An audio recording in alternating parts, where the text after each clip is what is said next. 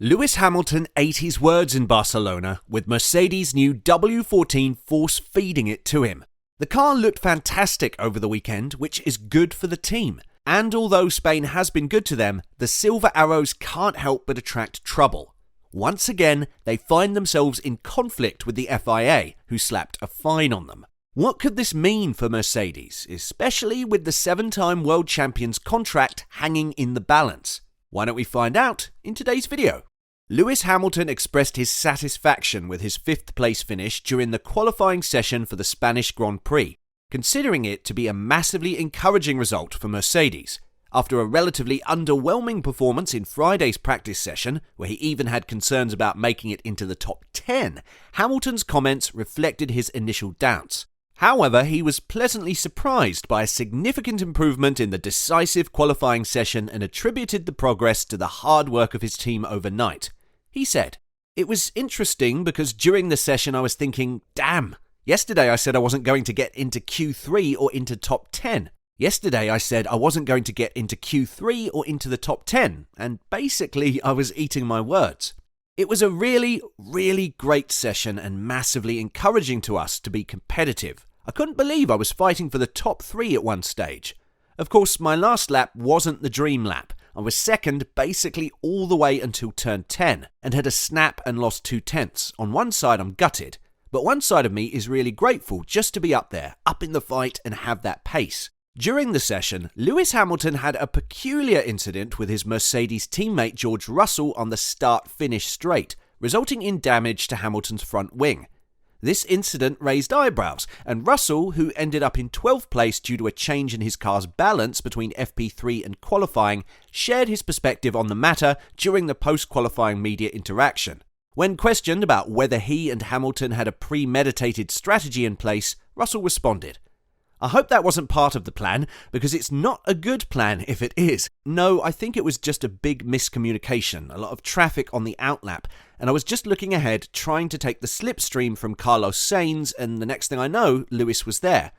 Fortunately, nothing big happened, but I'm just a bit disappointed to be out in Q2. I was really struggling with the car the whole session, wasn't feeling the same as it was in practice, and that was kind of the maximum I could get out of it. Not ideal, but it's a long race tomorrow." When pressed further on the possibility of Mercedes attempting to set up a tow between their two drivers, Russell added, "No, not between the two of us. I think there were cars on fast laps behind us. I had to let Sainz past at turn 13. You can't really see that far in the distance. Maybe Lewis was starting his lap. I don't know if he was starting his lap or finishing his lap. Obviously, it's not ideal for the both of us, but that didn't really contribute towards the lack of pace." Mercedes has been hit with a fine by the FIA following a breach of Parc Fermé regulations by the physios of Lewis Hamilton and George Russell at the Spanish Grand Prix. The Silver Arrows had reason to celebrate in Barcelona as they achieved their best result of the season, securing 2nd and 3rd place on the podium. However, their success was overshadowed by an investigation launched by the FIA due to their violation of the post-race rules. This incident raised concerns for Toto Wolff's team and ultimately led to the imposition of a heavy penalty. After the Spanish Grand Prix, Lewis Hamilton and George Russell had a conversation with Max Verstappen in the cool-down room, following their respective podium finishes behind the Red Bull driver.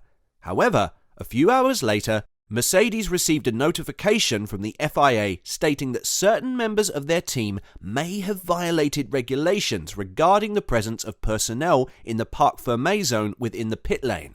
This raised concerns about potential breaches and led to further scrutiny of the team's actions. Subsequently, it came to light that the physios of Hamilton and Russell were the individuals implicated in the FIA's investigation. As a consequence of this incident, Mercedes has incurred a fine of €10,000. According to the steward's report, which concluded the investigation, it was determined that the stewards received a report from the media delegate, which was subsequently confirmed by video evidence that the physios/driver's assistants of cars 44 and 63 entered Parc Fermé in violation of the post-race interview and podium ceremony procedure that was published prior to the race for the orderly conduct of the event. Article 9.15.1 of the FIA International Sporting Code places the responsibility for the actions on the part of any person providing a service on the competitor to whom the service is provided. Teams receive prior information about which specific members of their team are allowed access to different sections of Parc Fermé, and any violation of these regulations typically results in disciplinary action. Additionally, there are stringent restrictions imposed on team physios regarding communication or interaction with drivers after the podium ceremony. The guidelines provided to teams explicitly state the following. Other than the team mechanics, with cooling fans if necessary, officials and FIA pre-approved television crews and FIA-approved photographers, no one else will be allowed in the designated area once the cars are in the Parc Fermé area. No team PR personnel. Hamilton achieved his strongest result of the Formula One season thus far by securing second place in Barcelona, and he couldn't hide his enthusiasm for the upgraded Mercedes W14. The car demonstrated superior performance compared to its rivals from Ferrari and Aston Martin during the race in Spain, allowing Hamilton to comfortably fend off Sergio Perez's Red Bull. Although Max Verstappen's Red Bull was in a league of its own, Hamilton acknowledged its untouchable pace. Now let's move on to what you want to hear about. Hamilton contract talks. Although Lewis Hamilton's current contract with Mercedes is set to expire at the end of 2023, he expressed his desire during the post-race press conference for the W14 to undergo further development and become a consistent challenger to Red Bull by the end of the season. However, his primary focus lies in commencing the 2024 season on equal footing with the Red Bull team. When asked about potentially driving the Mercedes W15 next year, Hamilton responded with laughter, saying, "I haven't signed anything yet, but I think we're thinking of meeting with Toto Wolff tomorrow, so hopefully we can get something done. I mean, we've had so many meetings, so it's just another one of the meetings that we're having." Regarding the question of whether it would be beneficial to set aside the distraction of not having a deal in place for next year, Hamilton said, "I mean, you can see today my results. My performance is not affected by that. It's always something that's at the back of your mind though, so once that's done, then you're able to focus more and think about the future. But as I said, I'm working as hard as I can with this team and see so much strength within the team. I think they're still so hungry, and the podium today was really, really special. I saw them in the distance, at the back of the crowd. They're always at the back, but to be able to see the excitement in all the people I've worked with in such a long time is special.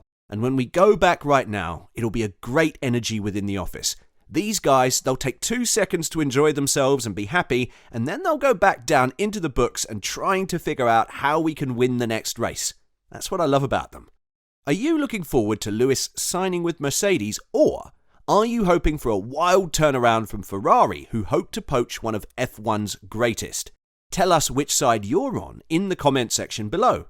And as always, don't forget to like and subscribe to the channel if you haven't. Thanks for watching.